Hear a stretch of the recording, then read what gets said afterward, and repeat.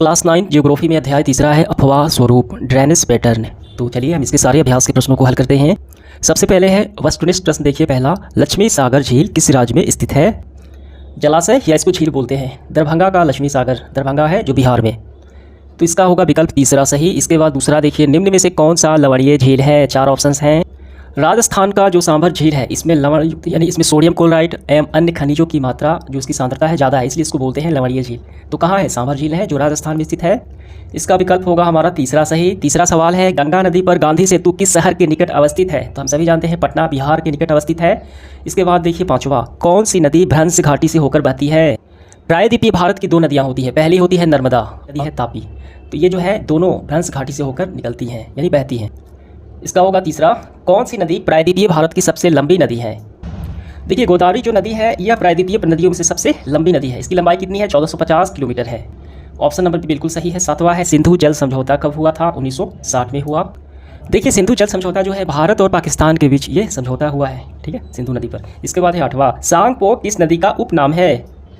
तो ब्रह्मपुत्र नदी को तिब्बत में सांगपो उसको बोलते हैं, बांग्लादेश में जमुना नाम से ये जाना जाता है। इसका होगा दूसरा। इनमें से गर्म जल का जलप्रपात कौन सा है? देखिए यहाँ पे राजगीर में जो स्थित है ब्रह्मकुंड, वहाँ पे गर्म पानी का झरना है, ठीक, और ठंडे का कहाँ है? ककुलत में है, लेकिन हमें गर्म बताने हैं तो ये स्थित है आपका ब्रह्मकुंड राजगीर में। ऑप्शन नंबर सी हो जाएगा। 10 नंबर है, कोसी नदी का उद्गम स्थल है। कोसी नदी जो है गंगा की सहायक नदी है। इसको बिहार का शोक बोला जाता है कि बाढ़ की स्थिति जो आती है इसी नदी के कारण ही आती है, ठीक है। तो इसका कहाँ है? गोसाई थान है। ऑप्शन नंबर सी इसका बिल्कुल सही होगा। हमारा है लघु उत्तरीय प्रश्न पहला, जल विभाजक का क्या कार्य है? एक उदाहरण दीजिए।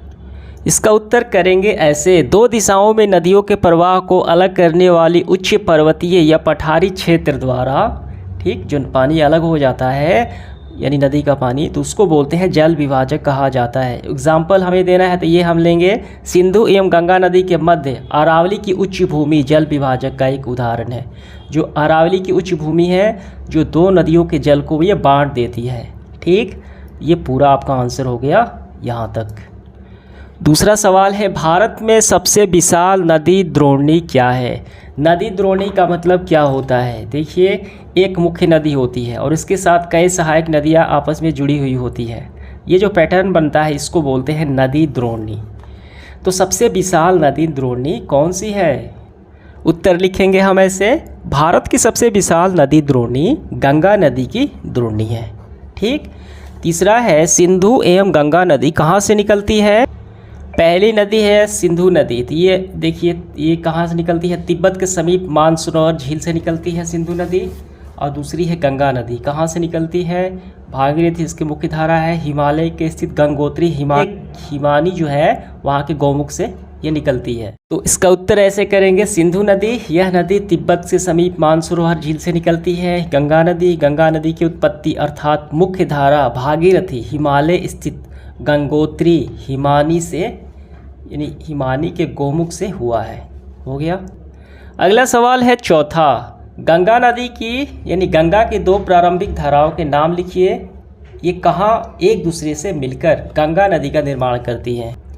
गंगा नदी की 2 मुख्य धाराएं हैं। पहली मुख्य धारा इसका नाम है भागीरथी, ये गौमुख से निकलती है, और दूसरी मुख्य धारा है अलकनंदा।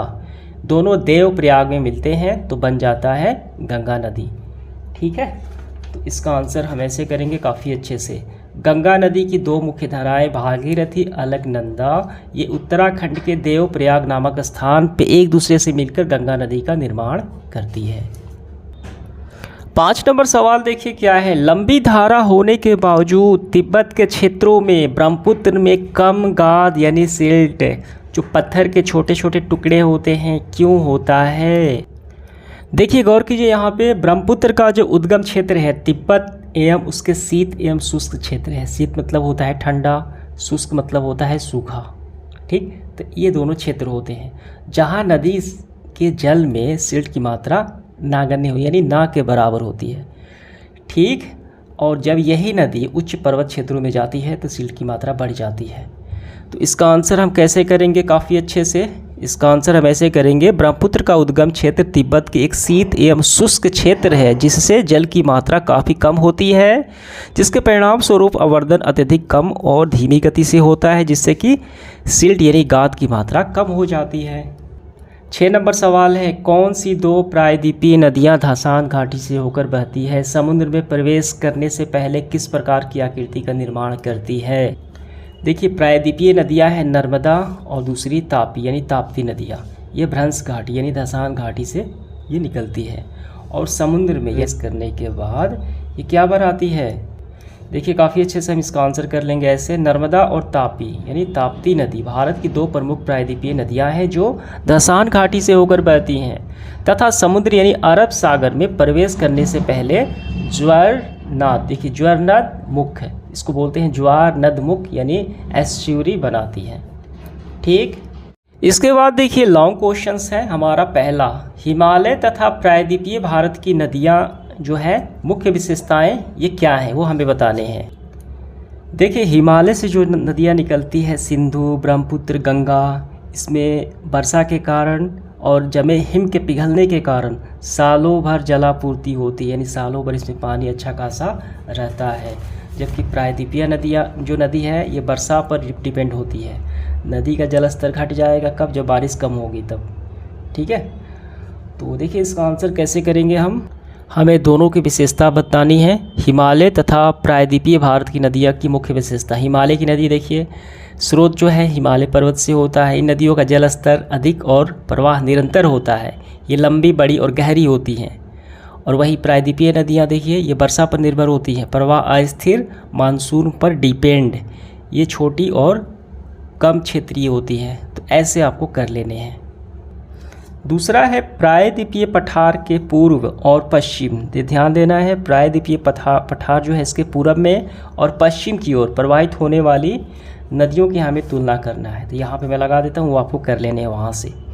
तीसरा है भारत की अर्थव्यवस्था में नदियों के महत्व पर प्रकाश डालिए। भारत की इकोनॉमी में नदियाँ किस प्रकार रोल प्ले करती हैं, क्या उसका महत्व है। तो भारत की अर्थव्यवस्था में नदियों का योगदान अत्यंत महत्वपूर्ण है, क्योंकि ये कृषि के लिए, सिंचाई, उद्योग, जल विद्युत उत्पादन, परिवहन और पेयजल का प्राथमिक स्रोत हैं। गंगा, ब्रह्मपुत्र, नर्मदा और गोदावरी जैसी नदियाँ उपजाऊ मिट्टी जमा करती है जो कृषि उत्पादन को ये बढ़ाती हैं। ठीक, इसके अंदर देखिए अतिरिक्त क्या है, पर्यटन हो गया, मत्स्य पालन, जल मार्ग, यातायात हो गया, ये सारे आर्थिक गतिविधियाँ यही इनके आधार हैं। आंसर हो गया। 4 नंबर है भारत में झीलों के प्रकार का वर्णन उदाहरण के साथ कीजिए। देखिए टोटल 7 यहाँ पे दिए गए हैं, ये आपको पूरा कर लेना है। डल झील, वुलर झील, पिचोला झील, पुलिकट झील, चिल्का झील, ऐसे। इसके बाद देखिए मानचित्र कौशल, भारत के मानचित्र पर निम्नलिखित नदियों को चिन्हित कीजिए तथा नाम लिखिए। तो आपको कर लेने हैं गंगा, सतलुज, दामोदर, कृष्णा, नर्मदा, ताप्ती। तो ऐसे आपको यहाँ पे कर लेने हैं।